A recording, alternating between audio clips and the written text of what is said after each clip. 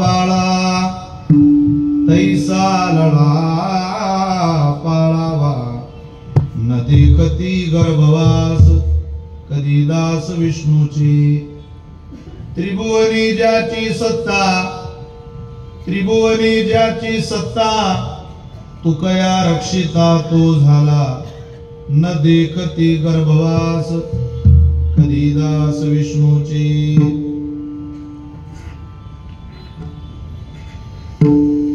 मुक्ताबाई नामो त्रिभुवन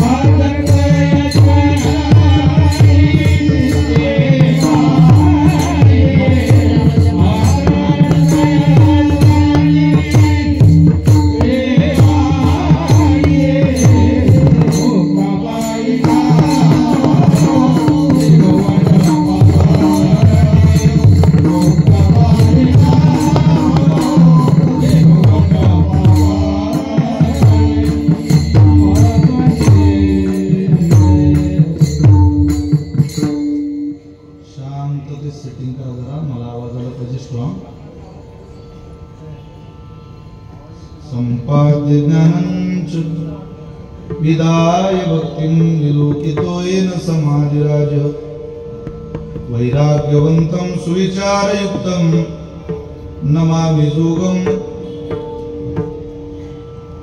शिरसा गुरुन्तं मयि न पारन्ते परमविदुषो यद्य सदृशी स्तुतिर्ब्रह्मादीनामपि तदवसन् सन्नास्त्वयि गिरः अथावाच सर्वस्वमति परिणामावधि गृह्णन् ममापेश स्तोत्रे हरनिरपवाद परिकरः जिथे ज्ञान विज्ञान संजीव होते जिथे योग विद्येस सामर्थ्य येते जिथे मानवाला मिळे मोक्ष गाथा तुझ्या पायरीशी सदा नम्र माथा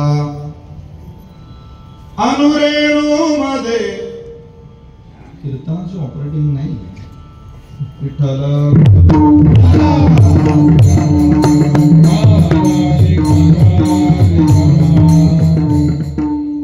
माहिती ना मला गाता येईल का बाबा तुम्हाला ती सवय नाही मला काय पाहिजे ते त्यांना न सांगता कळलं पाहिजे ना अनुरेणू मध्ये ब्रह्म व्यापिले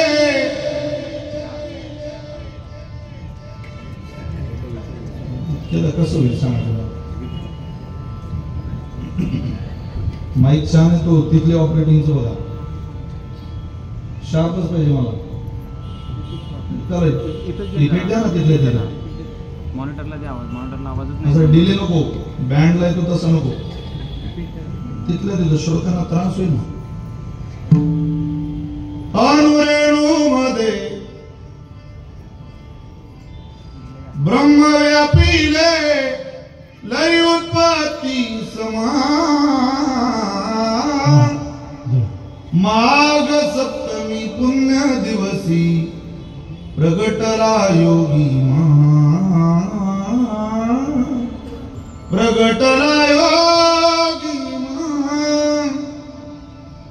मनोनिलावा अंगारा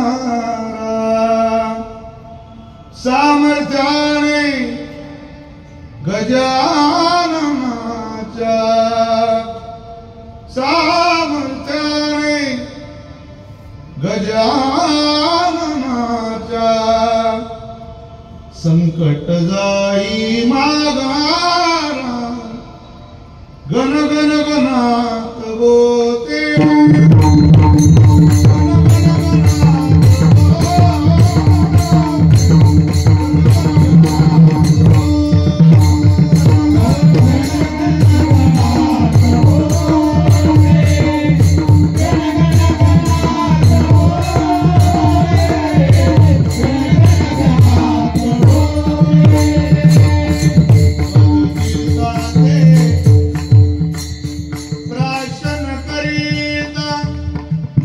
मुखी झळकले हासू माय माऊली गजाननाने क्षणात पुसले आसू ओ क्षणात पुसले आसू शेगाविया चला शेगाविया चला जाऊया आनंदाच्या माहेरा सामर्थ्याने गजाननाच्या संकट जाई मागारा गण गण गणात बोलते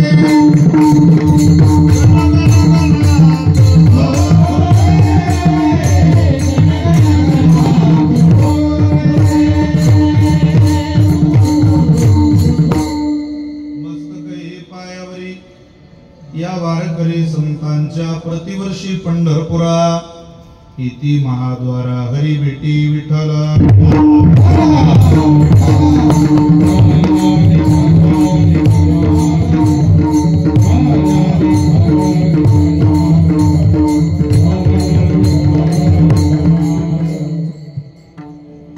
अनुसरे तो अमर झाला अंतरला संसारा न देखती गर्भवास कधी दास विष्णूची संप्राप्त कीर्तनरूपी सेवेकरिता निवडलेला अभंग संत श्रेष्ठ जगद्गुरु श्री तुकोबाय श्री महाराजांचा अत्यंत गोड अत्यंत प्रसिद्ध असलेला चार चरणाचा मानवी जीवनातलं योग्य ठिकाणी अनुसरण घडलं की त्या अनुसरणाच्या आधारावर जो प्रसाद मिळतो त्या प्रसादाची उंची कथन करणारा अभंग सेवेकरता निवडलाय विठ्ठल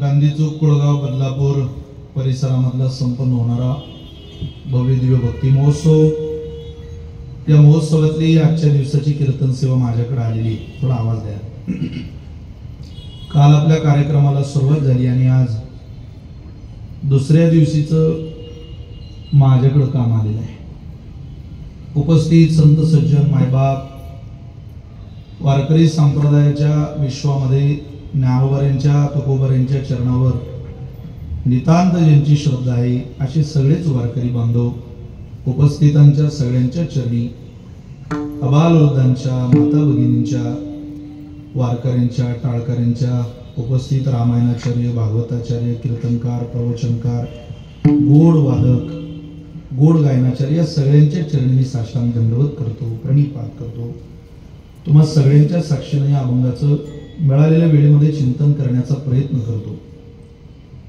आनंद आहे 22 वर्ष उत्सवाला पूर्ण होत आहे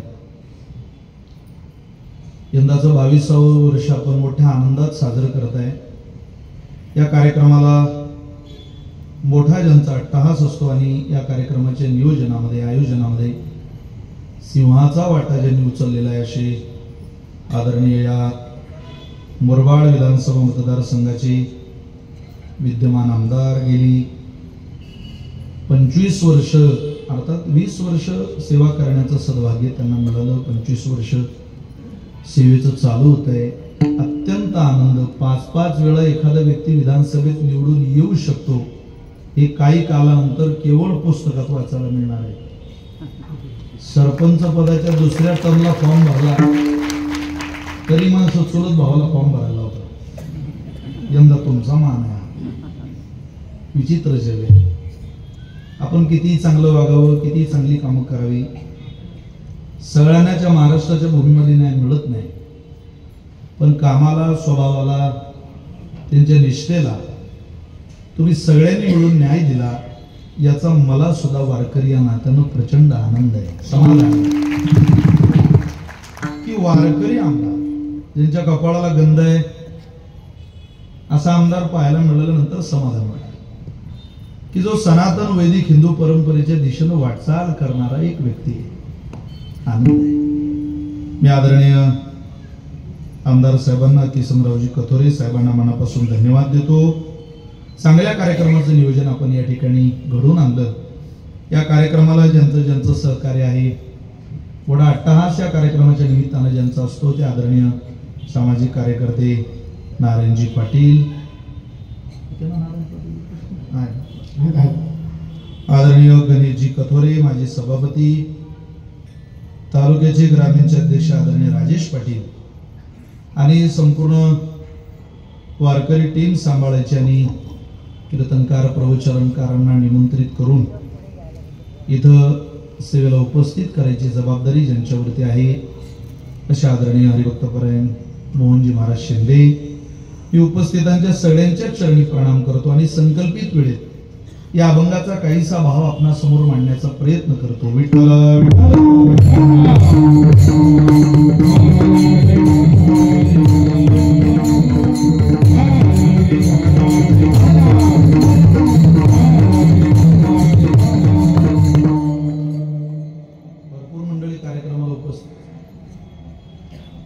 गायकांचा प्रचंड इको येतोय आम्हाला. नंतर गायकांचा थोडं इको कमी करा आणि मला थोडं फ्रेश आवाज द्या, स्वच्छ ऐकायला आलं पाहिजे. गाताना आपल्याला जमलं तर थोडा इको द्या, नाही तर मला गाणं तर काही शक्य होणार नाही. तुम्हाला दुधाची ताकावर भागावं लागणार होते. थोडा मॉनिटरमध्ये आवाज द्या. आमचे पाटबंधारे विभागातले आदरणीय माळी साहेब कार्यक्रमाला उपस्थित आहे. भरपूर मंडळी, सगळे प्रेमीगण, सगळ्यांच्या चरणी प्रणाम आहे. म्हणजे ग्रामवासी मला इथं भेटले आल्या आल्या, सुरवाळे साहेब, त्यांना सुद्धा धन्यवाद देतो. ते कार्यक्रमाला परिवारात समवेत उपस्थित आहे. जगद्गुरु तुकोबर यांचा 4 चरणाचा अभंग मी आपल्या समोर म्हटलेला आहे. नका माऊली व सेटिंग बदलू, मला त्रास होतोय देवा, काय करणार. कीर्तन म्हटलं म्हणजे सिस्टीम आत्मा आहे. तर यातच वेळ घालायचं म्हटल्यावर चिंतन करायचं कधी भाऊ. स्वच्छ ऐकायला येईल असं आवाज द्या ना, रिपीट नको. बेस कमी करा वाटलं असेल तर तुम्ही बेस वाढवला, आधी जसा होता तसा माईक ठेवा, फक्त आवाज द्या त्याला आणि गाताना थोडा इको द्या, संपलं. इफेक्ट कमी करा, रिपीट नकोच. विठ्ठल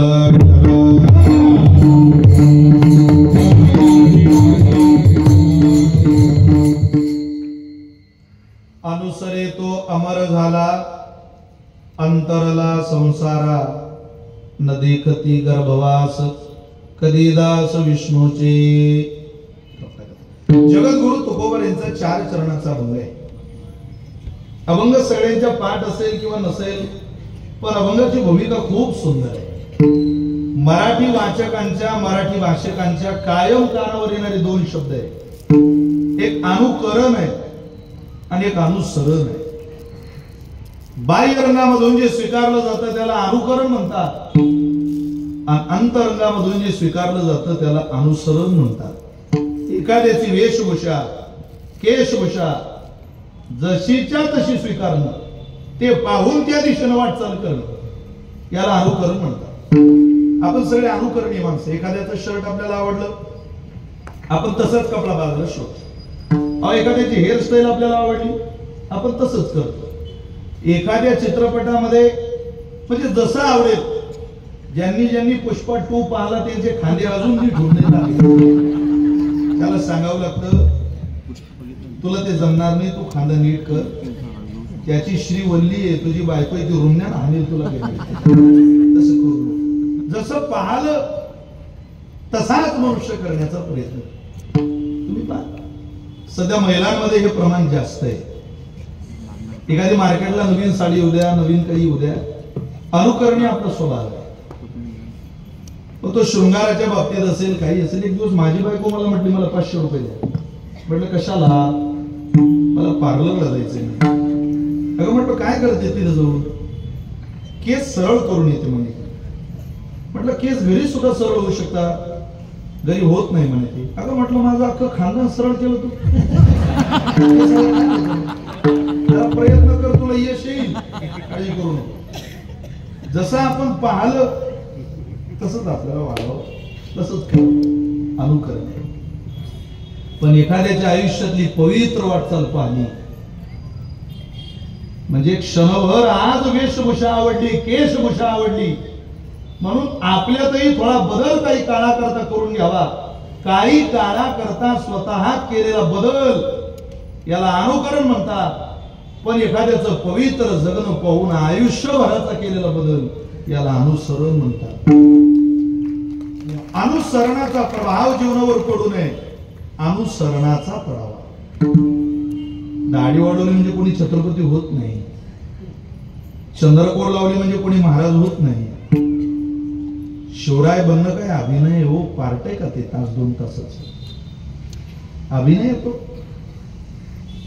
छत्रपती शिवराय होण्याकरता घोड्यावरून मिरवणूक काढली म्हणजे होता येईल? नाही रे बाबा. तास 2 तासाच्या मिरवणुकीत कोणी महाराज होत नाही.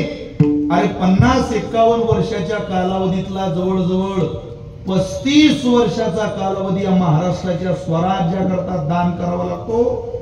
तेव्हा छत्रपती या उपाधीनं, या पदवीनं समाज त्यांच्याकडे बघतो. शेकडो वर्ष झाली महाराजांना हा देश, विश्व, हे राज्य विसरायला तयार नाही. ही क्रांतिकारक विचारधारा अनुकरणातून येऊ शकत नाही. त्याला अनुसरण नाही, नाटक नाही. तुम्ही समाज मान्यतेचं, ज्ञानाचं, पांडित्याचं, कलेचं, सौंदर्याचं, श्रीमंतीचं कितीही चांगलं नाटक करा, ते कधीतरी उघड पडणार आहे. महाराज ते पितळ आहे. पांडित्याचं नाटक करू नये, कलेचं नाटक करू नये, ज्ञानाचं नाटक करू नये, श्रीमंतीचं, पैशाचं नाटक करू नये, सौंदर्याचं नाटक करू नये. जैसा आहे तैसा राहे तरी का देव दुरी, तुकोबारे म्हटले. मनुष्य जसा आहे तसा जरी राहिला तरी भगवंताला तो आवडल्याशिवाय राहत नाही. तो आहे तसा राहिला पाहिजे. त्यानं अभिनय करू नये, नाटक करू नये. नाटक फार वेळ टिकत नाही महाराज. त्याची मजा काही काल असते. ते अनुकरण आहे. आपण अनुसरणात प्रवास करणारी माणसं आहोत. तुकोबारे म्हटले अनुकरे तो नाही, अनुसरे तो.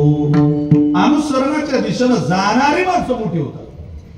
कुठं कुठं करायचं अनुसरण?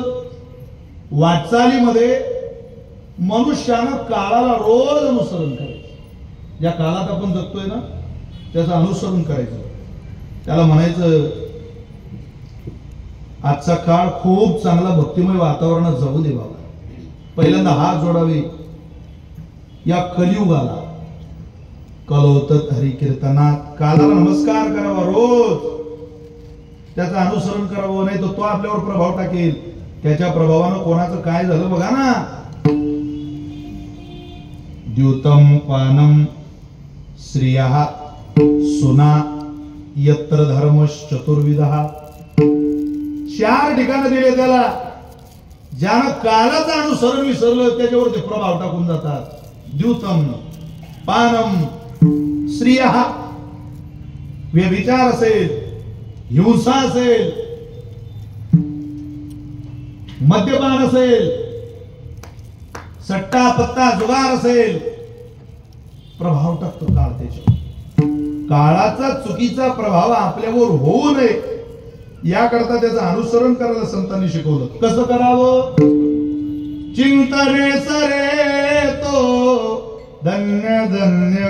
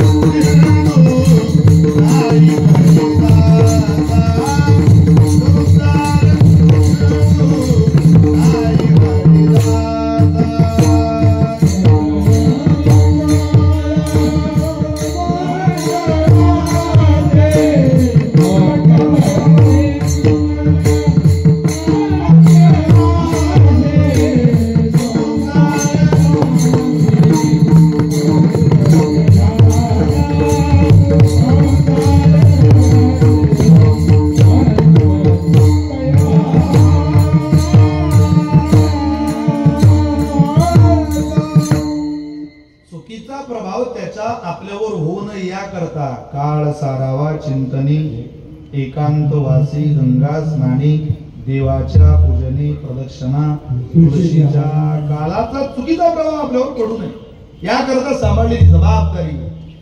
म्हणून पहिला नमस्कार त्याला असावा, कारण त्याचा प्रभाव आपल्यावर पडला की त्रास होईल. ज्या वातावरणात मनुष्य गेला तसंच काम करतो. मग जातीचे ते चढे प्रेम तुकोबारे बोलतात, पक्षी बोले राम राम. वारकऱ्याच्या दारातला पोपट सुद्धा राम राम राम राम राम राम म्हणतो. ग्रामीण भागातली अनेक माणसं कीर्तनाला बसलेली. तुम्ही इथं शहरात आल्यावर खरं सांगा तिकडचं जगता का? नगरांतरी वस्तीचे तरी नागरची व्हायचे ना. तुम्ही मोठ्या शहरात आले, मोठे झाले. पुण्यात राहणारी लोक बघा, मुंबईत प्रांतात राहणारी माणसं बघा, ग्रामीण भागातून आल्यानंतर काही काळ त्यांचा इथं गेला की ते या वातावरणात रुजून जातात, वळले पडतं त्यांना हे वातावरण. जिथं मनुष्य गेला तसाच होतो. तिसरी गोष्ट, आपल्या संस्कृतीमध्ये आपण अन्नाचं अनुसरण करतो. पहिला घास घेताना आपण त्या घासाला नमस्कार करतो. का?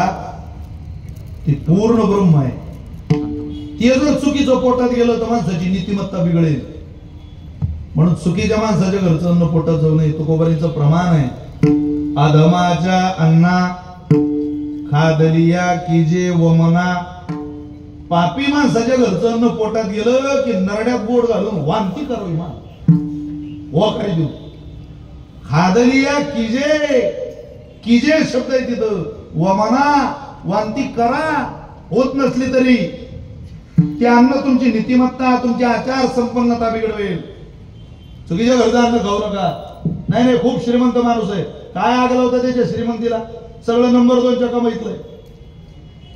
लोकांच्या मुंड्या पिरगळून धन गोळा केलं आणि पंक्ती घालायला लागला. वा वा वा. सलामी ठोकणाऱ्यांचं कौतुक केलं पाहिजे. त्यांच्या बुद्धीची कीव येते. कोणतं अन्न खातोय मांडी घालून मित्रा? अरे त्यापेक्षा एखाद्यानं कर्ज काढून पोरीचं लग्न केलं, त्या लग्नात जा. हातात भाताचं पातेल घे, वाढ 15-20 पानं. पंक्तीला अन्न कमी पडलं हे तुझ्या लक्षात आलं की 2-4 भाताची शिता हातात घेऊन खा. ज्याच्या पोरीचं लग्न आहे त्याच्याकडे जाऊन म्हणून, पाटील पोटभर जेवलो बरं का.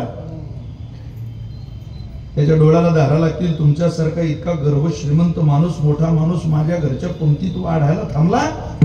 वा वा. खरं कन्यादान. कर्जानं केलेलं लग्न त्याच्या घरचे 2-4 भाताचे शीत सुद्धा तुमच्या जीवनाचं कल्याण करू शकता. का? कारण त्याची नीती चांगली. सज्जना संगती करावा उपवास,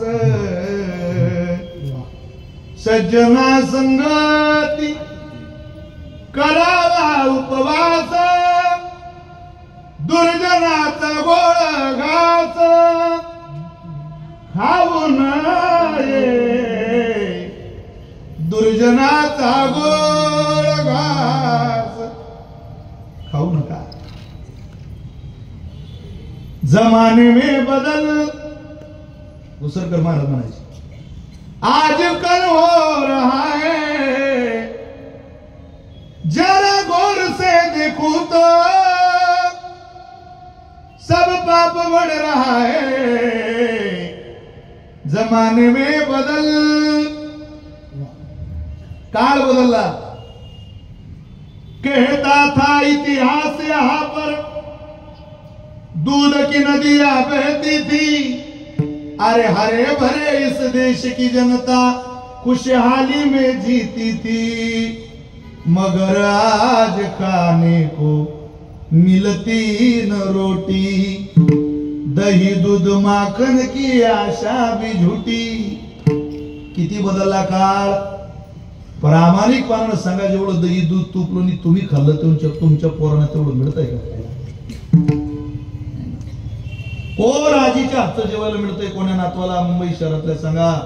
असतील ते नशिबान आहे बालक बिचारी, ज्याला आजी आजोबांच्या हातचं खायला मिळतंय. म्हातारपणातलं घरातलं सगळ्यात सुंदर नातं आहे आजोबाचं आणि नातवाचं. जगातलं सगळ्यात सुंदर नातं आहे म्हातारपणातला नातू हा चांगला मित्र आहे. कुठे ती मैत्री घराघरात?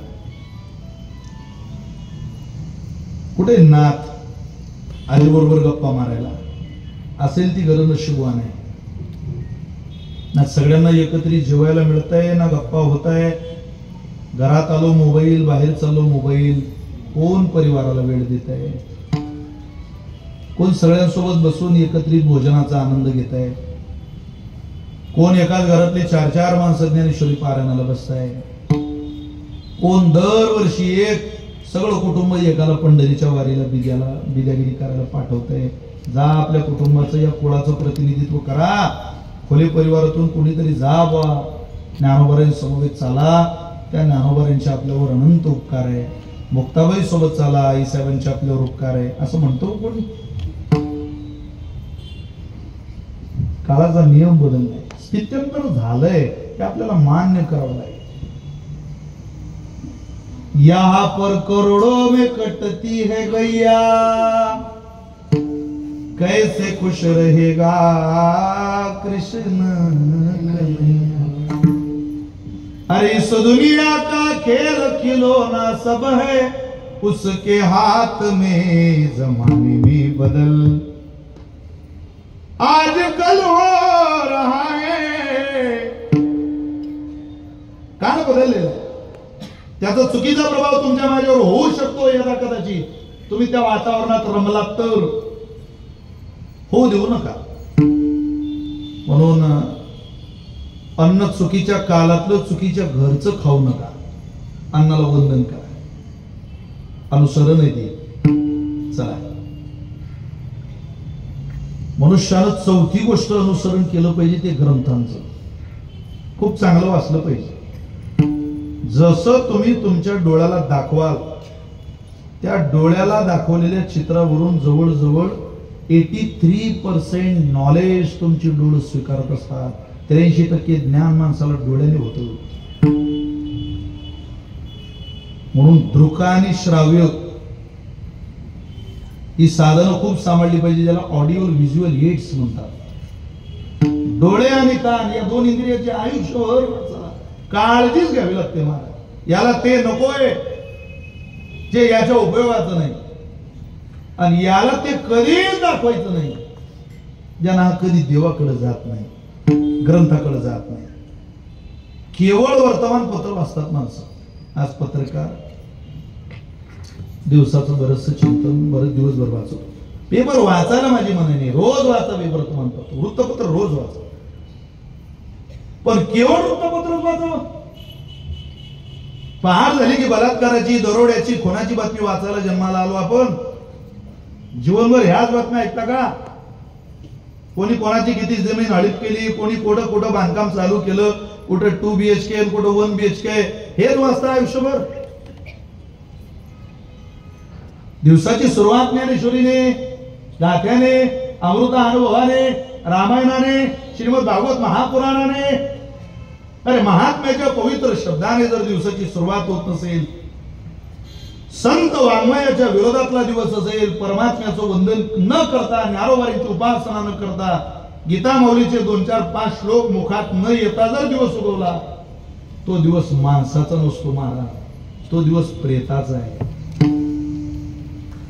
सजीवाचा दिवस, माणसाचा दिवस, ज्याला मान व हृदय मिळाला त्याचा दिवस असूच शकत नाही वाङ्मयाच्या विरोधातला.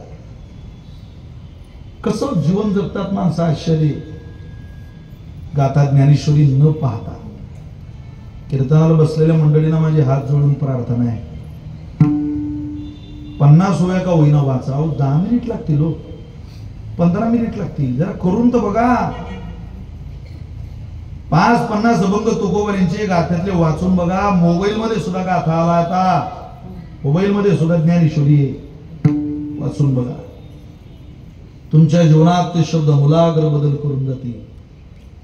संतांचे शब्द मनुष्याची वाणी पवित्र करत असतात. ज्या लोकांचं वाचन चांगलं आहे त्यांचं बोलणं चांगलं आहे, ज्या लोकांचं श्रवण चांगलं आहे त्यांची वाणी चांगली आहे. बघा तुम्ही वाणीला श्रवण आणि वाचन दोन्ही गोष्टी गरजेच्या आहेत. जसं वाचा. काही दिवसापूर्वी माझ्या त्या केशव स्वामींचं वाचन कर्माबद्दलचा सिद्धांत वाचण्यात आला, बघण्यात आला. अहो काय काय काही लेखकांनी आपल्या पुढे शिदोरी आणली, आपण उघडत नाही, हे दुर्दैव आहे. त्यांना कर्माचा सिद्धांत सांगायचा होता. गोष्ट किती छोटी सांगितली, अहो एवढीची. काही नाही, एक व्यक्ती आंब्यात गेला, आंबे जळून खाली पडले. यानं आंबे पडलेले पाहिले, आंब्याजवळ गेला, ते पडलेले आंबे उचलले, आंबे खाल्ले. आंबे खाताना त्याला त्या आंबराईच्या मालकाने पाहिलं, जाऊन पकडलं, खूप मारलं आणि तो रडायला लागला. उदाहरण इतकं सामान्य, पण सांगण्याची कला, लेखनीची कला बघा किती वैशिष्ट्यपूर्ण आहे. कर्माचा सिद्धांत पटवून दिला तुम्हाला, मला मारवाड भाषा वापरली.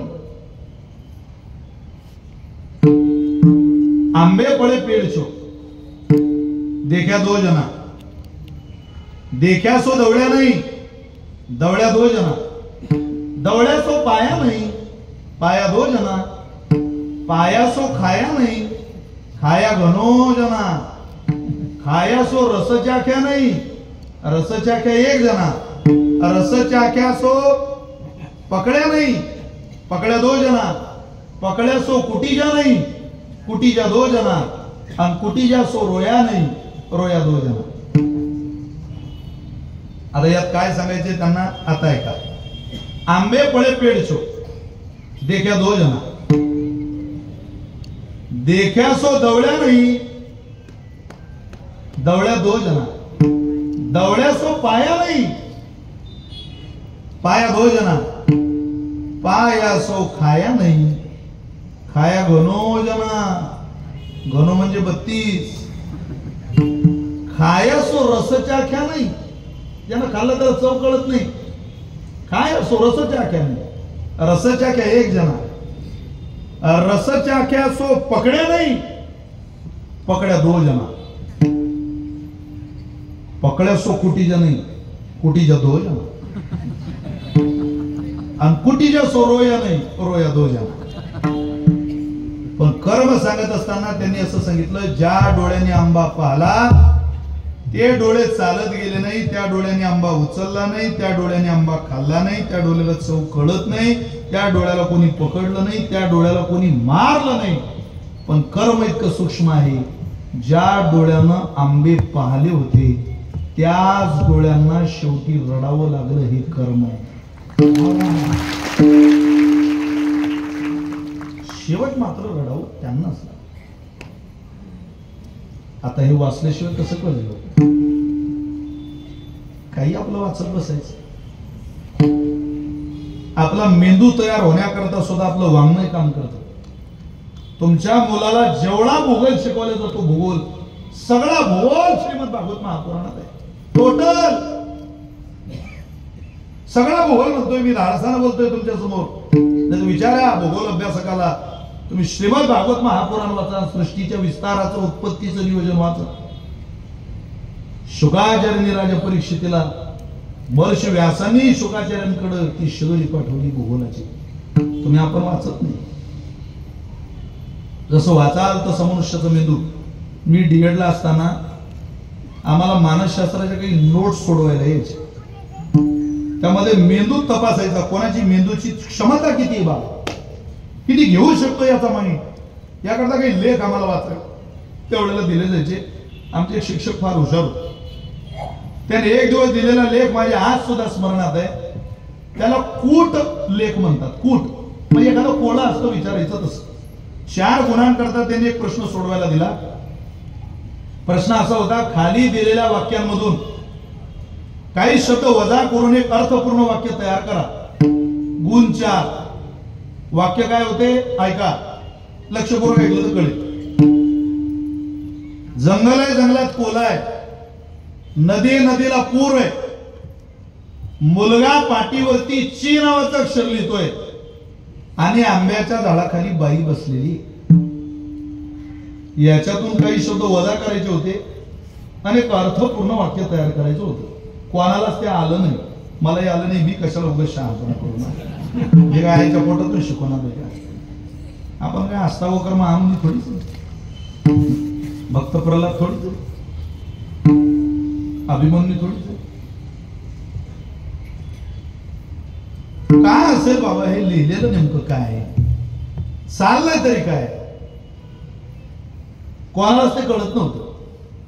पण ज्या वेळेला त्यांनी त्या जंगलात कोला आहे, नदी आहे, नदीला पूर आहे, मुलगा पाठीवरती ची नावाचा अक्षर लिहितोय आणि आंब्याच्या झाडाखाली बाई बसलेली, या कोळ्याची सोडवणूक केली, त्यावेळेला कळालं की फार सुलभ होतं.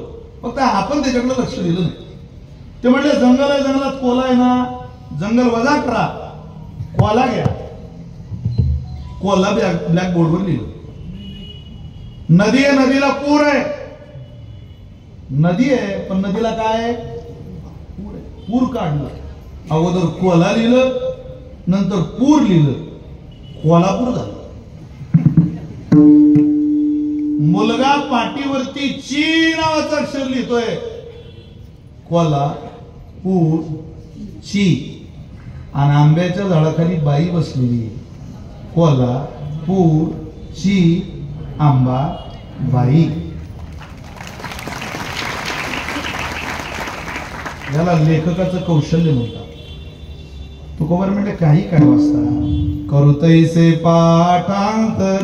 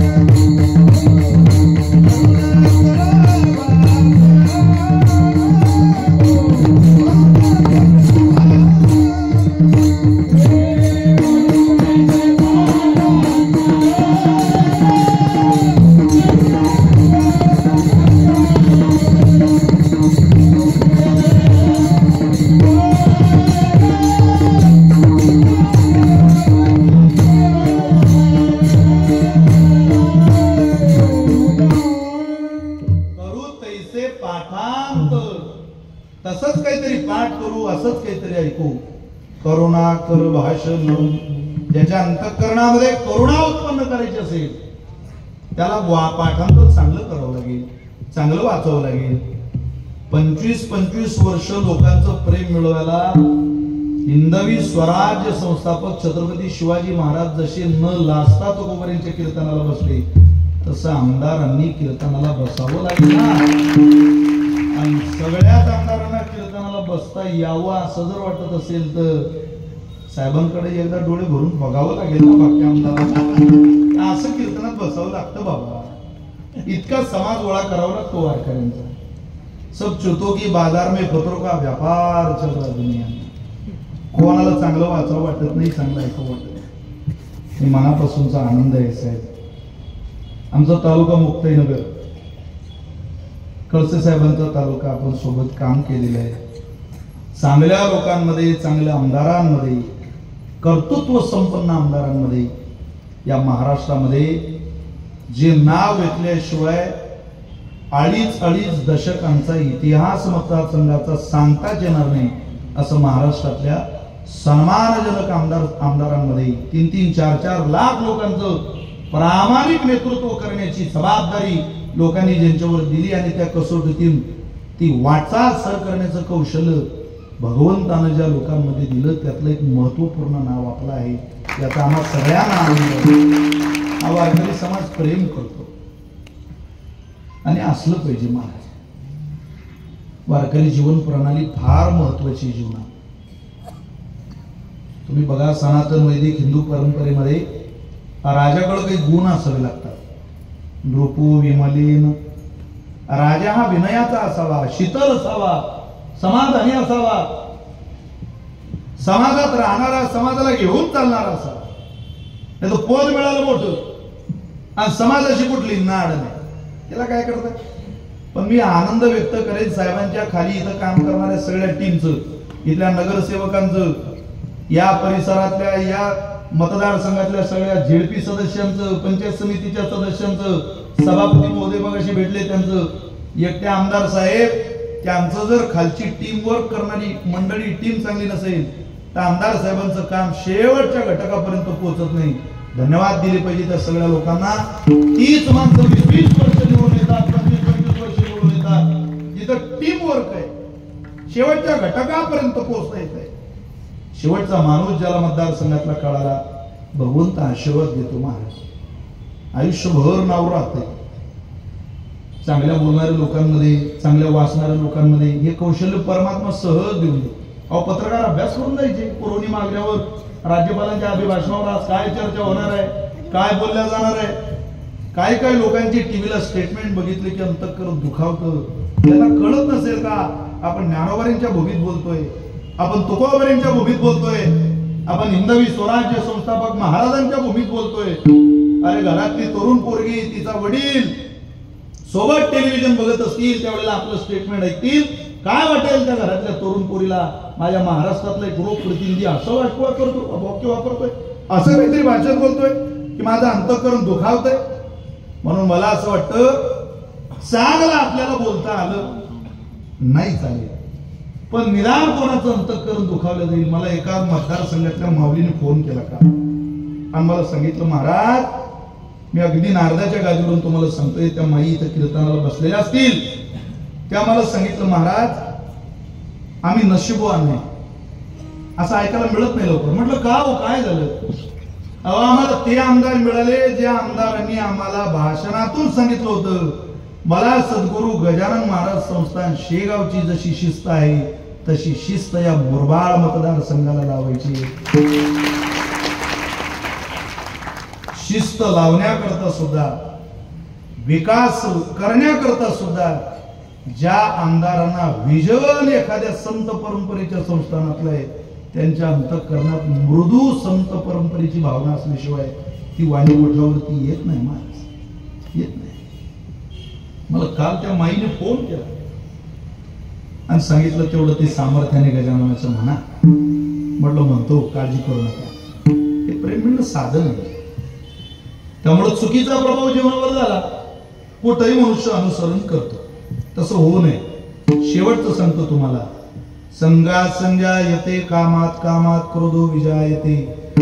ज्याच्या आयुष्यातला संघ उत्तम आहे, गोड आहे, त्याच्या आयुष्यात अनुकरणाच्या आणि अनुसरणाच्या दिशेने सहज प्रवास सफल होऊ शकतो. तुकोबर म्हटले, नाटकात जीवन जगू नका, अनुसरणात जीवन जगा. तुम्हाला एक छोटंसं उदाहरण सांगतो आणि पहिलं चरण म्हणायला लावतो. प्रस्तावना मोठी करतो एवढ्या करता की अभंग सहज कळेल. अनुकरण आणि अनुसरण 100% आपल्या लक्षात आलं. अनुसरण या शब्दाचा अर्थ आहे शरणागती, अभिनय नाही, विनय येतो. ज्यांनी ज्यांनी अनुकरण केलं त्यांना थारा मिळाला नाही. एक श्लोक सांगतोय का, सिहिनीच्या मुखातला श्लोक आहे. शोरोसी कृतविद्योसी दर्शन्योसी पुत्रते यस्मिन कुले तोमुत्पन्नो गजस्त तरण हन्यते. एका सिहिनीच्या मुखातला श्लोक आहे. पंचतंत्रानं त्याचं गोड वर्णन केलेलं आहे. बर, काय नेमकं हे प्रकरण फार गोड आहे. एका सिंहाला तळ्यावर पाणी प्यायला जावं लागलं आणि तो पाणी प्यायला गेला. पाणी पिता पिता त्या तळ्यावर आलेली एक कोलीन त्यानं पाहिलं. कोलिनीच्या पोटात बच्च होत. पाणी पिता पिता याचं लक्ष तिच्याकडे गेलं. पाण्यानं डरकाळी फोडली. त्याला वाटलं पाणी काय, खाद्य सापडलं. मोठ्यानं डरकाळी पडली. ती डरकाळी ऐकता बरोबर ती इतकी घाबरली का गर्भवती होती. भीतीच्या नादात उडी मारायला लागली. उडी मारता मारता तिच्या गर्भातलं बच्च त्या नदीत पडलं, त्या तळ्यात पडलं, पडत सुटली. मृत्यूच्या भीतीनं ओळून सुद्धा पाहिलेलं नाही जन्माला घातलेल्या बच्च्याकडं, त्या पोराकडं, त्या बच्चाड्याकडं, पडत सुटली. सिंह त्या पिलाजवळ गेला. काय केलं असेल त्याला? तुम्ही बोर झाले का? मी घरी जाऊ का? काय केलं असेल तरी पण त्याला खाल्लं असेल, मारलं असेल, त्याला उचललं आणि खांद्यावर घेतलं. हे कृती बघितल्यानंतर ते श्लोक, त्या श्लोकाचा अन्वय असं सांगताय की मोठी माणसं चिल्लर माणसाबरोबर वाद घालत बसत नाही. म्हणून सगळ्या सिंहांना माझी प्रार्थना आहे, कोल्याला आणि सोबत वादात पडू नका. वादही असा करा की त्या मर्दाच्या वादाचं चिंतन, वादाची सुद्धा चर्चा झाली पाहिजे. जनाबाईनं वाद घातला, भांडण केलं, पण कोणाबरोबर? देवाबरोबर. जनाबाईच्या भांडणावर कीर्तन करावं लागतं. मी अनेक भांडणं आईसाहेबांच्या कृपेनं महाराष्ट्रामध्ये जनाबाईचे प्रकाशित केले. त्यातलं एक प्रसिद्ध भांडण आहे, जरा भांडून दाखवतो तुम्हाला. पुण्यवंत पाताळा लोकी नेला, पुण्यवंत पाताळा लोकी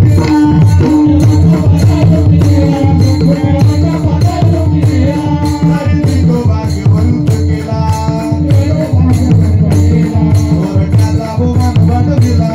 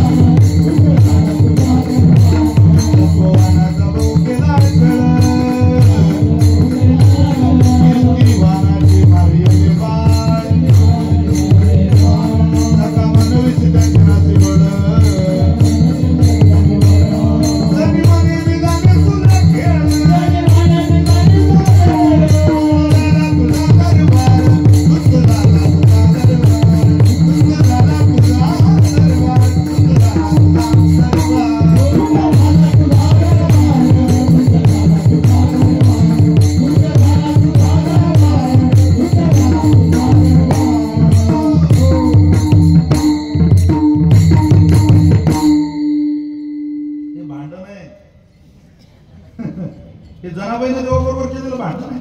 आपलं भांडण सुद्धा आपल्याला टाळ वाजवायला होतं, टाळी वाजवायला होतं, नाचायला होतं. तुमच्या भांडणात केलं कोणी नामस्मरण की ताई थांबा बाबा, शिव्यांना एकदम सुरुवात करू नका. श्री गणेशाय नमः, श्री सरस्वती असं काही म्हटलं होतं होत नाही. आश्चर्य.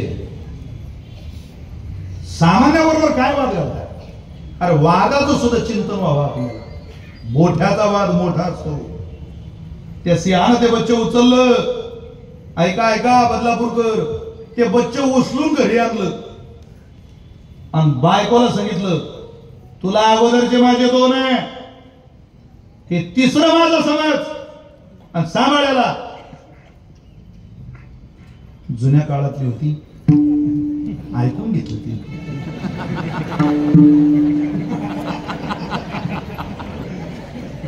कृपा करून आता सिंहांनी या भानगडीत पडू नका. आता सिंह गार झाले, गार मजाने राहिली. त्या एखाद्याला आपलं असं वाटतं समोरच्याचं बरं आहे, बरं. एक दिवस माझी बायको मला म्हटली, तुम्हाला जगात कोणी फसवू शकते. लोक चंद्रावर चालले, तुम्ही अजून धोत्रावर आहे. तुम्हाला कोणी फसवू शकते बाजारात? म्हटलं मला कोणी फसवू शकते हे माझ्याही आता जवळजवळ लक्षात आलं. फक्त फसवणाऱ्याच्या यादीत पहिला नंबर तुझ्या बापाचा आहे. सर्वत्र तिथून जाईल. तिथं काय नसतं महाराज. प्रपंच इंद्राचा असू द्या नाही तो उंदराचा असू द्या, तिथं असंच जगावं लागतं माणसाला, कोणी असू दे. अहो प्रेत यात्रा चालू होती, आमचे वक्ते बाबा सांगायचे होते त्या मरणाची गर्दी प्रेत यात्रे. अरे बापरे काय लोक आले प्रेत यात्रे. एक जण तिथे गेला, विचारलं का कोण मारलंय, ते म्हटले तुम्हाला माहिती नाही. तुम्हाला माहिती? हो माहिती. माझ्या अंदाजानं त्या 4 खांद्यांच्या जो वरती आहे ना तो मारलेला. तुला काही बुद्धी, तू उत्तर कसं देऊन राहिला, तुला काही ज्ञान थोडं. तो पुढे गेला आणि त्यानं त्या पुढं चालणाऱ्याला, प्रेताच्या पुढं चालणाऱ्याला पाहिलं. त्याच्या उजव्या हातात मडकं होतं आणि डाव्या हातात पुत्र होतं. मग ते बाबा सांगितलं, जाऊन त्याला विचारलं कोण मारलं. तो म्हटलं माझी बायको आहे. मडकं म्हणजे बायको मारली म्हणून. कुत्र, तो म्हटलं तेच तिला चावलं. आता इतक्या अडचणीच्या काळात जे आपल्या मदतीला धावून येतं,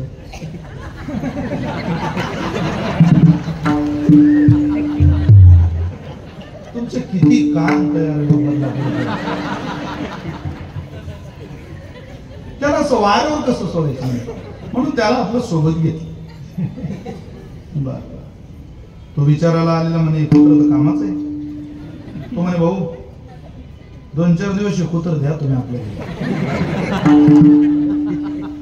अरे तो म्हणे येळा झाला का तुम्ही, हे मागची निम्मी कुत्र्यासाठी गेलाय, फक्त रांगे तू भेट दे. बाबा सांग प्रपंच. अरे आजा मेला पंजा मेला बाप मसना गेला, देखत देखत नातू पंतू तोही तैसाची झाला. उठा उठा जागा पाठी भयाने मोठे, पंढरी वाचून तुझ्या ठाव नाही कोठे. काय बाबा तिथं काय ऐकत नाही कोणी कोणाचं, त्याचं मात्र ती नाही. सांभाळ माझे, सांभाळलं लागले. ते दोन्ही मुलं मोठी झाली. कोणाचे? सिंहाचे. आणि त्यांच्याबरोबर हे मोठं झालं. कोण? एक दिवस दोघे भावंड शिकारीला निघाले महाराज. सिंहाची पोरं आहे तर खात नाही.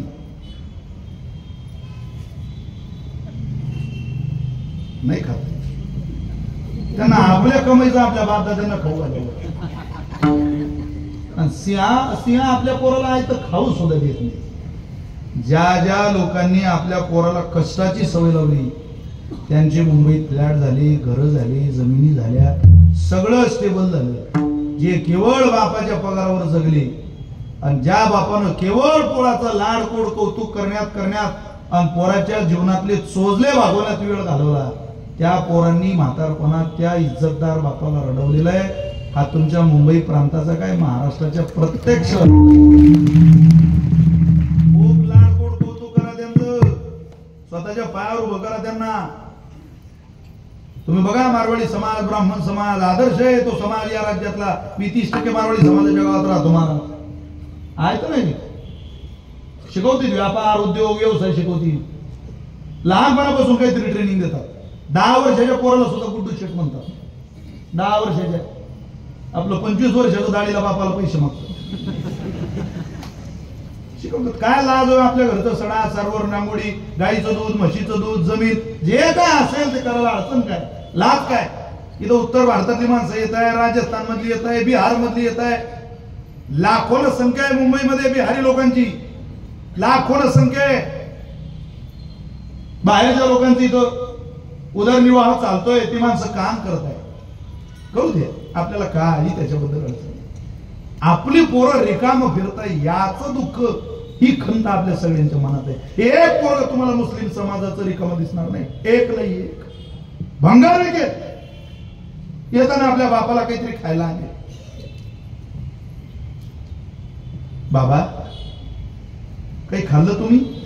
अरे ज्याची कमाई दिवसभराची 200 रुपये, तो विचारतो घरात उंबरठा ओलांडून आल्यानंतर धड घरात नीट झोपायला जागा नाही, 12 जणांच्या कुटुंबाला, तरी तो समाधानी नहीं। मेरे अब्बा ने मुझे पैदा किया, मैं सलामत हूं, मेरे अब्बा जान की कृपा है। बाबा अब्बा जान कुछ खाया आपने? और सोन्यासारख्या जमिनी तुमच्या माझ्या नावावर करून दिल्या आपल्या पूर्वजांनी। तुमच्या पोरांच्या नावाच्या जमिनीची जी उतारे होत आहेत ते तुमच्या बापाच्या दानातलं नाहीये माझ्या आयांनो। माझ्या नावावर ज्या जमिनी झाल्या त्या माझ्या आईनं तिच्या घरून आणल्या नाही, माझ्या आजींच्या, माझ्या वडिलांच्या, बापाच्या कडून आलेलं ते कष्टाचं दान माझ्या आजीनं आमच्या नावावर करून दिलं। तुमच्या सासू सासऱ्यांच्या त्या जमिनी मोठ्या कष्टानं सांभाळल्या त्या लोकांनी। आश्चर्य वाटतं, नवरात्रीचे 9 दिवस उपवास करणारी बाई शहरात राहून खूप परमार्थाचं आव्हान ते, पण कधी घरातल्या म्हातारीला विचारत नाही तुम्ही जेवलात का हो, तुम्हाला काही देऊ का, तुम्हाला काही लागतंय का। एवढं तर बोला, म्हातारपणातलं ते टॉनिक आहे। आपणही एक दिवस म्हातार होणारच आहे ना। 1 रुपया घेतला नाही, दिवसभर उपवाशी राहून लोकांनी या जमिनी सांभाळल्या, जागा सांभाळल्या। तुम्ही बघा जुनं ज्या ज्या लोकांनी सांभाळून ठेवलंय, सांभाळणं सुद्धा कठीण राहिलं यार, त्यांनी सांभाळलं ऐकलं नाही। ज्यांना ऐकतं मिळालं त्यांना किंमत राहत नाही। मग रोज कष्टाची सवय लावा, जे आपल्या पूर्वजांनी केली। रोज थोडे, संध्याकाळी झोपताना माझ्या खिशात किती रुपये आले कष्टाचे याचा विचार करूनच माणसानं झोपलं पाहिजे। अर्थाला 4 पुरुषार्थामध्ये स्थान आहे, 4 आपण शिकवू शकतो आपल्या पोराला। 30% मारवाडी समाज गावात राहतो आमच्या। कधी वाद झालेला, मी याला अंतर मोठा झालो, दुकानात वाद झाला असं पाहिलं नाही। एखादा व्यक्ती येऊन दुकानात शिव्या द्यायला लागला आणि ते पोरगा सांगतो पप्पा अपनी दुकान में आके गाली दे रहा, त्याचा बाप म्हणतो देन दे। पापा ये गाली दे रहा ना, देन दे देन दे। पापा गाली दे रहा है, अबे देन दे ना बे। उसका खेत है ना बदलापुर के बाहर रोड पे, 2 एकड़, रुकना जरा, पेट्रोल पंप डालना उसमें एचपी का। काय दूरदृष्टी असेल हे बोलणं बघा, हे कष्ट शिकवण्याचं बोलणं आहे। चला विस्तारून हे काही व्यवहार सांगायला थोडी चालू आहे तुम्हाला। मी तुम्हाला श्लोक सांगतोय सिग्नीच्या मुखातला, तेवढंच समजला पूर्ण अभंगकडे। निदान पहिलं चरण तर सहज कळेल। ते दोन्ही पोरं शिकारीला निघाले, त्यांच्यासोबत हेही निघाले। कोल त्या दोघं भावांच्या चर्चा यांना ऐकल्या। ते दोघं भाऊ म्हणायला लागले आज आपण हत्तीची शिकार करू। बापा रे, कोल म्हणे पहिलाच दिवस पण हत्तीची शिकार, बापा बापा हे तर कठीणच आहे। म्हणजे पहिल्यांदा निवडणूक लढवायची पण 25 वर्ष आमदार राहिलेल्या माणसाच्या विरोधात। एकदम कानाकोपऱ्याचा अभ्यास आहे ना माणसाचा, एकदम अशी आगीतून घेऊ नको ना, थोडं तब्येत बिघडत नाही मला, चांगलं राहतं आरोग्य। मी उगा सहज बोललो परिस्थितीचे झाले, उदाहरण सांगतो।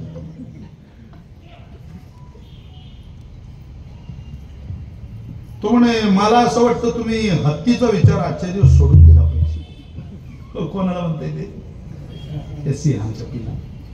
ती माणसं पळकुट्या बातम्या ऐकू शकत नाही। सिंह पळकुट्या बातम्या ऐकू शकत नाही। लढणं सांगा त्याला, पराभव पराजित होणं याला घाबरत नाही ते, पण लढण्यापासून मनाई करायला जो ऐकतो, एक तर त्यानं आपलं रक्त तपासून घेतलं पाहिजे, ते सिंहाचं नाही। आणि जे सिंहाचं आहे ते लढायला निघाल्यावर कधी थांबत नाही। इथं गावात झेंडा वंदना करता भांडणारी पोरं काय पाहता हो, गोरगरीब कुटुंबातली पोरं आहे। जिथं तुम्ही मी 2-2 कंबल ओढून झोपतो या थंडीत, मायनस प्रचंड थंडी, इथं नाही भांडणं करत। अरे गुडघे एवढ्या बर्फात पाय खोन देशाच्या तिरंग्याला सलामी देणारे हिंदुस्थानाचे पोरं आहे। तिथं जाऊन म्हणतात ते हा इस्लाम का, भगवान का, सफेद ईसाई का, उससे भी प्यारा है तिरंगा हिंदुस्तान का ही। आवडी येते मर्दांच्या जगण्या, त्यांना माहिती आहे लाख हातीला माती, वाव सैन्यामध्ये भरती व्हाया, देशासाठी धर्मासाठी अर्पण कर आपली काया, मेलास तर तू शहीद होशील, कीर्ती तुझी देशावरती, पण जिंकलास ना राजा अरे वीर म्हणून ही पदवी देतील राष्ट्रपती. क्षत्रिय मेला तरी काही बिघडत नाही. काय मरून मरून होणार काय, आज ना उद्या मरणारच आहे ना, म्हणून काय मरायला घाबराव का लढायला जाताना क्षत्रियाने? त्याने घाबरून तो मेला तरी स्वर्ग आहे, जिंकला तर गादी. दोन्हीतलं काय करायचं बोल. ते दोन्ही शिकारीला निघाले आणि कोलं त्यांना तत्वज्ञान सांगते, हत्तीचा विचार सोडून द्या. म्हणजे पोलीस भरतीच्या ग्राउंडवर जायचं, गर्दीतून जागा शोधत शोधत शोधत शोधत मान काढत एक बहादर तिथं गेलं आणि तिथं त्यानं मान काढली. ते पोलीस भरतीले ते साहेब म्हटले, का लांबोळी येते नाही, उंचवडी, भालाफेक, थाळीफेक काहीच नाही. मग तुम्ही आले का आले पुढे? तो म्हणे, मी तुम्हाला हे सांगायला आलो, तुम्ही माझ्या भरोशावर राहू.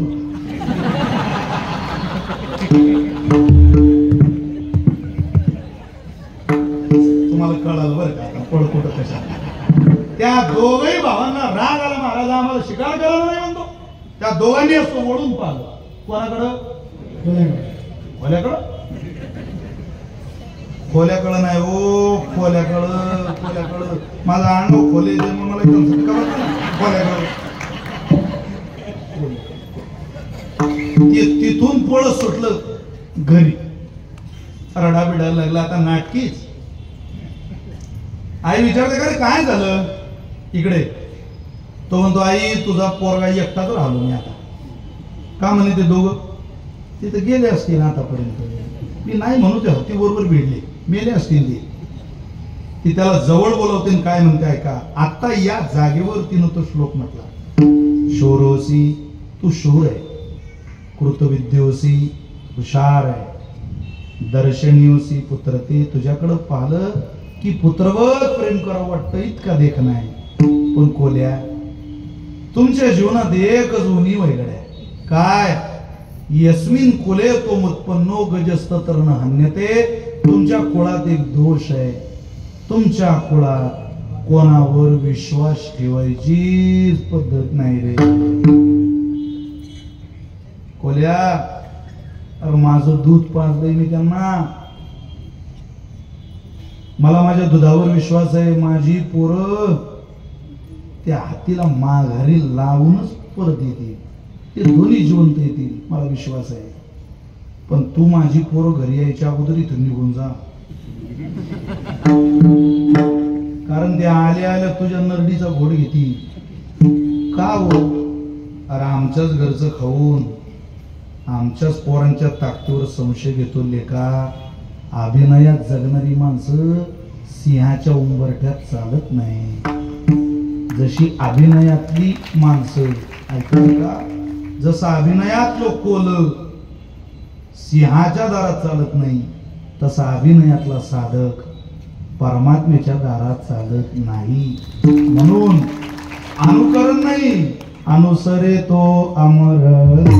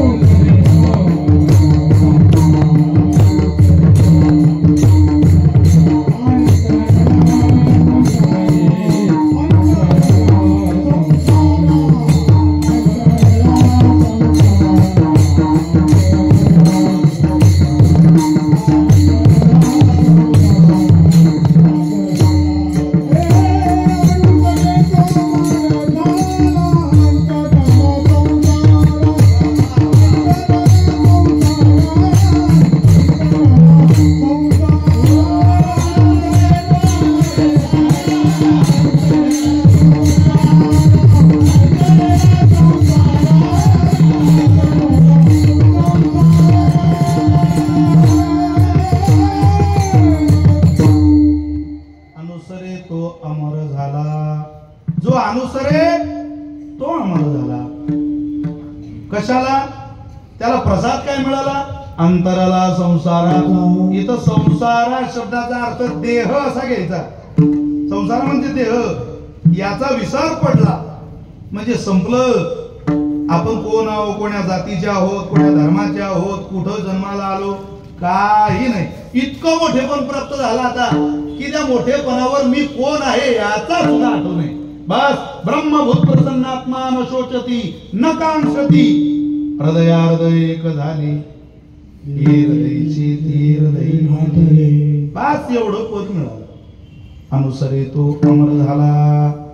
इतकं मोठं व्हायचं असेल तर अनुसरण स्वीकारावं लागेलच. शरणागती स्वीकारावीच लागेल.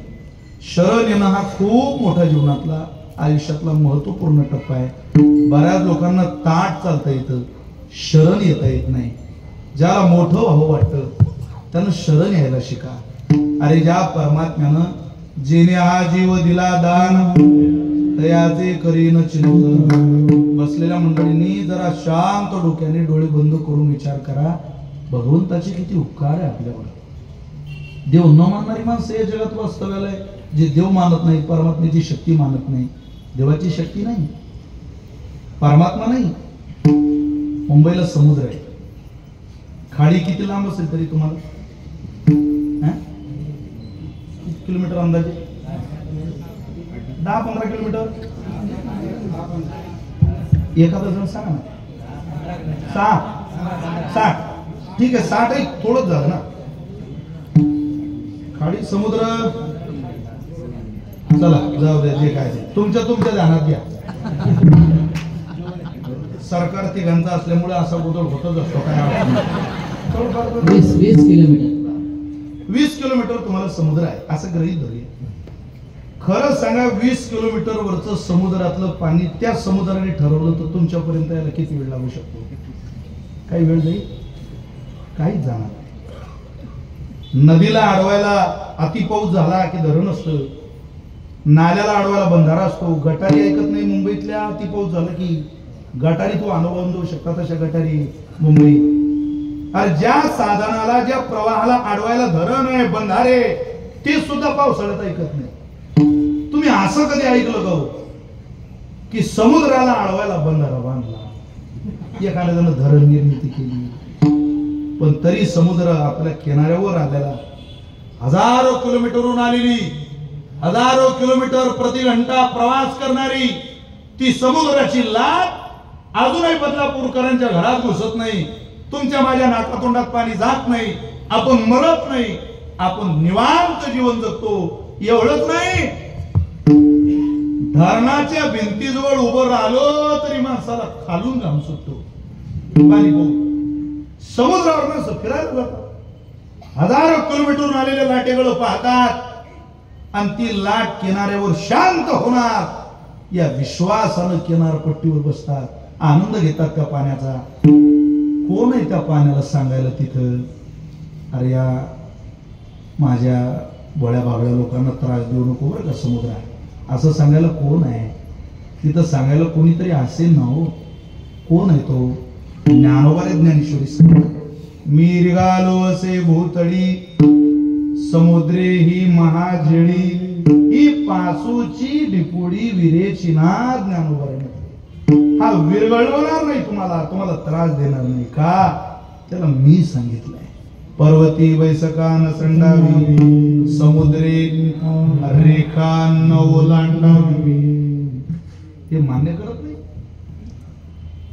देव नाही नाही काय म्हणतो? तुला काय कळतंय का? तू गाजर पारखी. संत वाङ्मय वाज भानवरीशी आमच्या भागात एखादा देव नाही या विषयावर भाषण केलं 2 तास. लोक शेवटी म्हटलं काय सुंदर बोलले हो तुम्ही. तो म्हणजे देवाची कृपा. असल्या लोकांचा काय नाद करायचा? त्यांना आपली पोळी भाजून घेता येते फक्त, पण अंतर्मनात शिरून परमात्म्याबद्दलचं चिंतन जगासमोर मांडता येत नाही. स्वतःलाही अभ्यासता येत नाही. त्याला अनुसरणच लागतं. भक्ती साधना काळाला अनुसरण लागेल आणि ती भक्ती मातेचं लागेल. बाबा अहंकार निशिगमला, गुरु वचने भेटली पहाट, माता भक्ती भेटली बळवंत, तिने मार्ग दाविला चोखट. हरी रामा गोविंदा वासुदेव, हरी रामा गोविंदा, हरी रामा गोविंदा वासुदेव. सुरुवात या गोष्टीने झाली का आनंद मात्र अमर पदाचा घेता येतो. अनुसरी तो अमर झाला. त्याला देहाचा आठव राहत नाही. तुकोबारे म्हटले या पदाकरता पुन्हा पुन्हा पुन्हा पुन्हा पुन्हा पुन्हा जन्म घ्यावा लागला आणि पुन्हा पुन्हा उपासना करावी लागली तरी चालेल. संत त्या पुन्हा येण्याला दुःख मानत नाही. न देखती कर बाबा, कधी दास विष्णूची. ते गर्भवासाचं दुःख दुःख म्हणत नाही. म्हणजे मोठं अमरपद मिळालं की छोटं सुख वजा होतं. वजा होतं मा. मोठं सुख प्राप्त झालं, छोटं वजा होतं. चोरी झाली घरात आणि बायको सांगते जा पोलीस स्टेशनला, लवकर पोलीस कंप्लेंट करा, आपल्या घरात चोरी झाली. लगबगीत नवरा बाहेर निघाला पोलीस स्टेशन कडे जायला. 5, 50, 100 फुटावर गेल्यावर बायको आवाज देते, मालक परत या, परत या, परत या. जाऊ नका पोलीस स्टेशनला. का? अगं चोरी झाली ना आपल्या घरात. ती म्हणे चोरी झाली. कितीची झाली? 20,000 रुपयाची झाली. अगं मग जाऊ दे ना, कंप्लेंट करू दे ना. ती म्हणे 20,000 रुपयाची चोरी झाली, पण चोराचं पॉकेट पडलं आमच्या घरात 2 लाखाचं. 20 वजा केले तरी एकही नफा आहे. म्हणजे मोठं प्राप्त झालं की छोट्याचं दुःख काय होतं? वजा होतं. तसं तुकोबर म्हणले आम्हाला आंबरपद मिळालं ना, आता न देखती गर्भवास. आम्ही गर्भवासाचं दुःख दुःख मोजत नाही. कधी दास विष्णूची, आम्ही भगवंताचे दास. आम्ही ते छोटं दुःख दुःख आता मानणार नाही. आम्ही मोठ्या सुखामध्ये प्रवाहित राहू. तसं तुम्ही संतांचं देवाचं अनुसरण स्वीकारा, मोठं सुख मिळेल. की तुम्ही मी उपभोगतो ही सामान्य सुख आहे. तुम्हाला मला आपल्या बायकोच्या हातात हात देऊन चालताना जितका आनंद होतो ना, इतकाच आनंद एका डुकराला आपल्या डुकरीनी बरोबर नदीच्या काठाकाठानं फिरताना होतो. त्यात काही बदल नसतो. आज तुम्हाला मला गुलाबजाम खाताना जितका आनंद होतो, तितकीच गावाबाहेरची घाण खाताना डुकराला आनंद होतो. तुम्ही वाचन करा जरा सुज्ञ होऊन. पण त्यांना पाप कळत नाही, त्यांना पुण्य कळत नाही, त्यांना पद कळत नाही, प्रतिष्ठा कळत नाही. एखादं गाईचं बच्चा आपल्या गाईवर उडी हाणतं तेवढं त्याला कळत नाही माझी माय. गाईच्या पिलाला कुठं कळतो? तुम्हाला मला कळतंय देवत्व आहे. शेवटी प्राणी म्हणून पशु म्हणून त्याच्याकडे पाहिलं की पशु काय पाप पुण्य जाणती त्यांना नाही कळणार आहे. अमरपद काय हे तुम्ही सुज्ञ असाल तर तुम्ही लक्षात घ्या. असारे संसारे विषय विषसंगा कुल दिया क्षणार्धन क्षेमार्धन पिपद शुक गाथा तुल सुधा. तुम्ही सुज्ञ असाल तर या मोठे पदापर्यंत चला. सच्चिदानंद व्हा. कधीतरी आनंदित होण्याकरता जन्माला आलोय आपण सगळे. हे कसं सुख या जगात अबाधित आहे माझ्या माता मावल्यांनो. जे तुमच्या त्या सुखाची वाट पाहताय, वाट तुम्ही तिथपर्यंत जा. तो देईल इतकं मोठं अमरपद देईल. देव आहे तो. मोठी माणसं मोठं देऊन टाकतात. तुम्ही जरा या राज्यातल्या या देशातल्या कोणत्याही मोठ्या माणसाकडे जा आणि त्यांना म्हणा तुमचं पद मला द्या. त्यांच्याकडे तुम्ही काही मागा. आता परवा आदरणीय महाराष्ट्राचे उपमुख्यमंत्री दादा आणि मी आम्ही जवळजवळ 2-2.5 तास बसलो होतो. असं तुम्ही गृहीत धरा.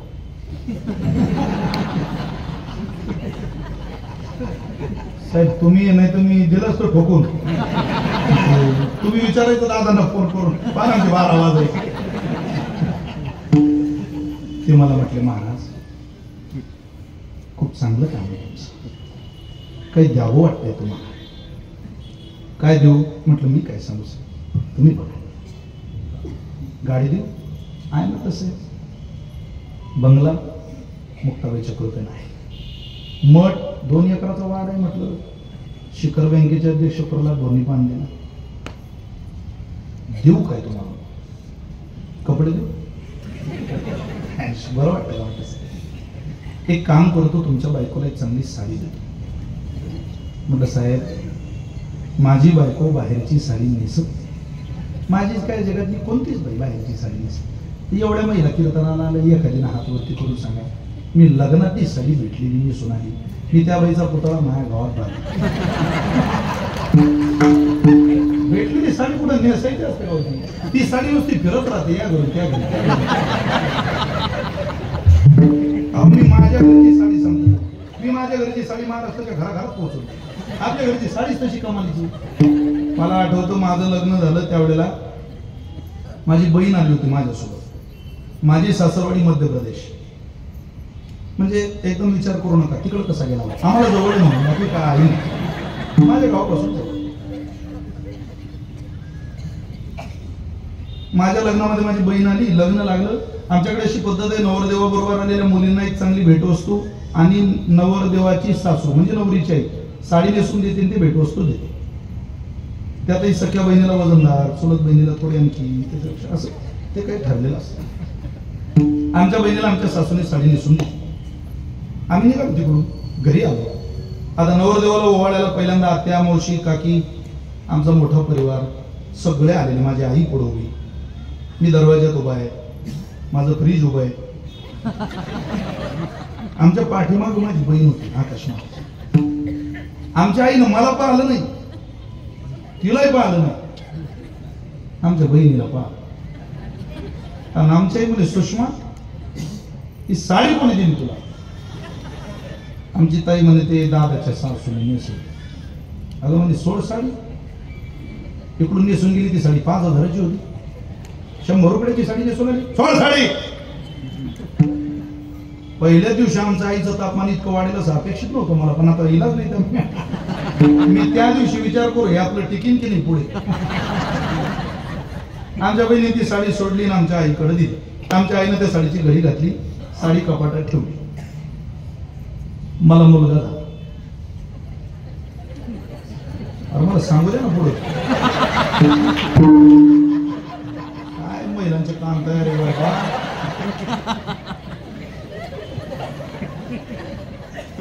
म्हणजे लग्न झालं, 3 वर्ष झाले, मग मला मुलगा झाला. माझ्या पोराचं बारसं करायचं आम्ही ठरवलं. त्या बारशाला सगळे पाहुणे माझ्या घरी. आमची सासू आली. 3 वर्ष कपाटात ठेवलेली साडी आमच्या आईने त्या दिवशी बाहेर काढली आणि माझ्या आईनं तीच साडी माझ्या सासूला नेसून दिली. मी म्हणू काय आपल्या आईचं डोकं सुखी काय. 3 वर्ष या क्षणाची आपल्या आईनं वाटलं. पण आमची सासू विद्वान बाई. मी माझ्या बायकोच्या बुद्धीवर सहज कल्पना करू शकतो आमची सासू किती हुशार आहे. आता गेल्या मे महिन्यात माझ्या घराची वास्तू शांती झाली.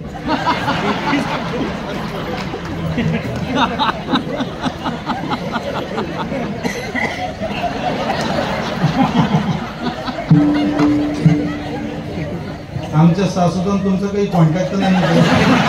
आमचे 12 वाजता अहो येताना आमची सासू साडी घेऊनच आली आणि ती साडी माझ्या आईला नेसून दिली. आता ती साडी माझ्या घरी. आता मी वाट पाहतोय पुढचा कार्यक्रम.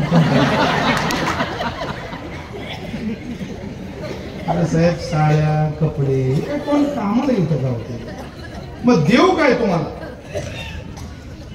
म्हटलं साहेब, मला असं वाटतं तुम्ही राजीनामा द्या आणि तुमच्या जागेवर एकदा माझं नाव घाला. देवेंद्रजी सोबत इकडून शिंदे साहेब, तिकडून माझी खुर्ची, एकदा मला उपमुख्यमंत्री करा दादा या राज्यात. करतील का? नाही करा, 100% करणारच नाही. का? मी नाही सांगत, त्याचं उत्तर तुकोबाईंनी दिले. व्यवहारातल्या कितीही मोठ्या माणसाकडे जा आणि त्यांना म्हणा तुमचं पद आम्हाला द्या. शक्य नाही महाराज. तुका म्हणे बळी देता ते निदान, भिकेसाठी कोण राज्य देतो? तुकोबाई म्हणले तुम्ही पदावर पसरा, म्हणा मला महाराष्ट्राचा मुख्यमंत्री करा, उपमुख्यमंत्री करा, कोणी रिकाम नाही तुम्हाला राज्य द्यायला. पण याच्या उलट आहे पांडुरंग परमात्मा. या सावळ्या विठुरायाकडे जा आणि मुक्त कंठानं नित्य शुद्ध बुद्ध असंग निर्विकार परमात्म स्वरूप आत्माराम स्थितीत राहून सावळ्या परमात्म्याला म्हणा, देवा मला तुझ्या जवळ बसू देणारे, क्षणाचाही विलंब न करता तुम्हाला मांडीवर घेऊन तुमचं कौतुक केल्याशिवाय राहत तो परमात्मा. आपल्याला मिळालेलं दुसऱ्याला देणं हे मोठ्याचं लक्षण आहे. ते व्यवहारातल्या मोठ्याचं नाही, विश्वातल्या मोठ्याचं लक्षण आहे. आणि या विश्वात सर्वोच्च मोठा कोण असेल? परमात्मा आहे. त्याच्याकडे तुम्ही जा, तो तुम्हाला काय देईल? अमर झाला. अरे अमर पदावर बसवी. कशाच्या आधारावर? केवळ हात जोडल्याच्या आधारावर. अनुसरे तो अमर झाला, अनंतरला संसारा. सगळंच तुमच्या आयुष्यातून निघून जाईल. किती सांभाळ करेल, किती सांभाळ करेल, असं जर तपशिलात विचारत असाल तर एक आई जितका लेकराचा सांभाळ करते तितका सांभाळ परमात्मा तुमचा करेल. फक्त शरणागती त्याची करा. तुकोबारे बोलतात ना, विसंबी ना माता बाळा तैसा लढा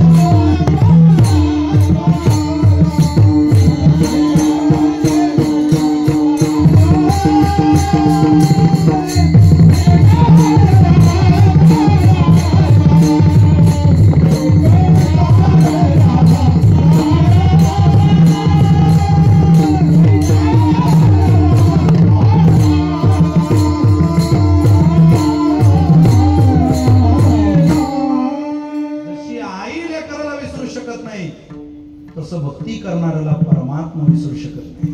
विसंबेना माता बाळा तैसा लळा पाळावा. कोणाला विसरला नाही. प्रेमाचा जिव्हाळा पूर्ण भावार्थाची उनकून जाणता मी एक श्रीकृष्ण जाण इतरासी जाण कळेना. मज गोपिकांची कोण गोडी आवाज द्या. त्यांच्या निज प्रेमाची जाती चोपडी या लागी मज त्यांची आवडी अतिगाडी उद्धवा. खूप ज्या काय सुंदर होती तिच्या प्रेमाची मज प्रीती राधा प्रार्थी वनाप्रती. काय विषयासक्ती लागुनी काय भक्ती केली गोपाळी. काय ती सोडी की ओढी त्यांची उचिष्ट मी कवडगिडी प्रेम सम्मिळी डुलत.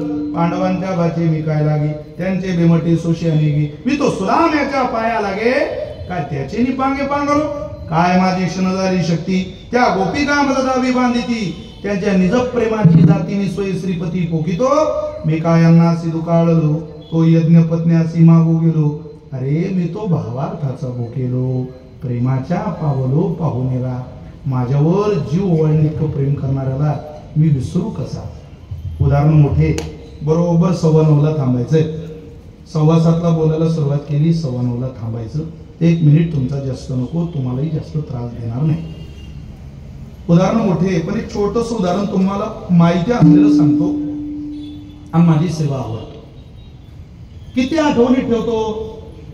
तुकोबर यांचं जिजाबाईंचं बऱ्याचदा बोलणं व्हायचं. बऱ्याचदा आणि बोलाचाल चालू झालं की ते भांडणात रूपांतरित व्हायचं. असं झालं एकदा तुकोबर यांचं जिजाबाईंचं बोलणं चालू झालं. भांडण चालू झालं. तुकोबाईंनी शांत राहावं. जिजाबाईंनी बोलत राहावं. तुम्ही प्रपंचाकरता काही करतच नाही या उद्देशात सुरू झालेलं भांडण विकोपाला गेलं. हळूच तुकोबाईंनी आपली विना घेतली. चिपळ्या घेतल्या. बाहेर पडले. निघून गेले भजनाला. भजनाला रागाने गेलेले तुकोबाई संध्याकाळी माघारी येतात हा विश्वासच जिजाबाईला. पण आज मात्र उलट झालं. 2 दिवस झाले. 3 दिवस झाले. 4 दिवस झाले. माघारी काही तुकोबाई यायला तयार दिसत नाही. बोलता आठवडा गेला. तुकोबाई परत नाही. भंडाऱ्यावर शोध. भामचंद्रावर शोध. इकडं शोध तिकडं शोध. जिकडं जाईल तिकडं तुकोबाईंचा शोध. तुकोबाई दिसत नाही. शेजारने जवळ खंत व्यक्त करताय. बघा थोडस बोलले राग आला. माझ्या माय बापे बरे नाही केले.